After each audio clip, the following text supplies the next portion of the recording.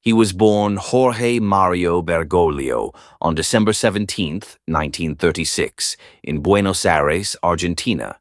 The son of Italian immigrants, his father was a railway worker, his mother a homemaker. He grew up in a modest home in the Flores neighborhood, dusty streets, Catholic tradition, and a life built on the values of humility and discipline. As a child, Jorge was quiet but observant. He loved science and chemistry, but his heart was pulled by something else, something deeper. It was during a confession at age 17 that he felt the calling. A priest's presence, calm and wise, struck his soul with divine clarity.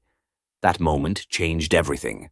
In 1958, Jorge entered the Society of Jesus, the Jesuits, known for their intellectual rigor and devotion to service. He studied theology and philosophy, and by 1969 he was ordained a Catholic priest. Unlike many of his peers, Father Bergoglio stayed close to the people. He cooked his own meals, took the bus, and ministered in the slums of Buenos Aires. He wasn't interested in power. He was interested in pain, healing it, witnessing it, and standing alongside it. He became known for his simplicity, choosing to live in a small apartment rather than the Archbishop's palace. He refused luxury. He refused pride. Despite his reluctance for promotion, Jorge was named Archbishop of Buenos Aires in 1998, and by 2001, Cardinal. Within the sacred circles of the Church, he was both admired and feared. Admired for his spiritual strength, feared for his unwillingness to play politics. In March 2013, after Pope Benedict XVI's shocking resignation, the Church found itself in crisis. The Vatican was gripped by scandals, sexual abuse, corruption, declining faith. In a historic conclave, white smoke rose over St. Peter's Basilica, and the name Francesco was spoken for the first time. Pope Francis, the first Jesuit pope, the first from the Americas, and the first non-European pope in over 1,200 years. He chose the name Francis after saint. Francis of Assisi, the patron of the poor, signaling a new beginning. From the beginning, Francis broke tradition. He refused the golden throne. He wore simple white robes. He paid his hotel bill the day after his election. His first words were not lofty proclamations, but a quiet request, "Pray for me."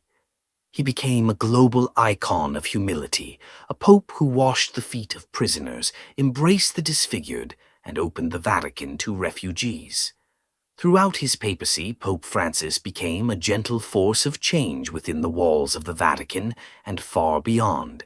He reformed the Roman Curia, cutting through layers of tradition-bound bureaucracy to bring clarity and accountability to the heart of the Church. With his groundbreaking encyclical Laudato Si, he called the world to care for creation, making climate change not just a scientific or political issue, but a spiritual and moral one. He boldly challenged the excesses of capitalism, speaking for the voiceless and calling for an economy that serves people, not profits. As a bridge builder, he reached out to Muslims, Jews, and people of all faiths, opening doors once tightly closed. In a church long seen as unyielding, he took quiet but meaningful steps toward embracing LGBTQ+ individuals with dignity and compassion. Most bravely, he faced the painful legacy of sexual abuse head-on, breaking the silence, apologizing deeply, and removing powerful bishops, proving that justice must begin at home. Through each act, Francis D. But not everyone applauded. Behind the warm smile and papal blessings, opposition grew. Traditionalists accused him of weakening doctrine. Conservatives plotted quietly, fearing his dangerous mercy. Rumors spread about secret letters, threats from cardinals, even Vatican insiders working against him. Some whispered that Francis knew too much, that he had begun unearthing decades-old secrets buried deep in Vatican vaults. Financial empires, hidden abuse networks, even connections to foreign intelligence agencies. He never spoke publicly of these things, but his face grew heavier with time. In his later years, Pope Francis's health declined.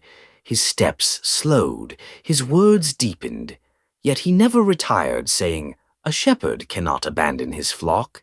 Then, on a quiet Easter Monday, as bells rang across Rome, the news broke. Pope Francis was dead. The Vatican crumbles.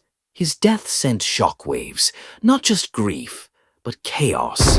In the months that followed, scandals erupted, leaks poured out, factions within the church fought publicly. The unity that Francis had fought so hard to preserve began to dissolve. Millions mourned, but others used his death as a turning point.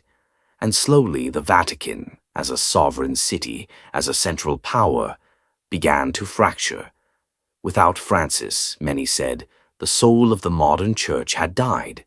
Some called him the last true pope. Some said he was a prophet in disguise. Others believed his passing had fulfilled an ancient prophecy, that the Vatican would fall not in flames, but in silence.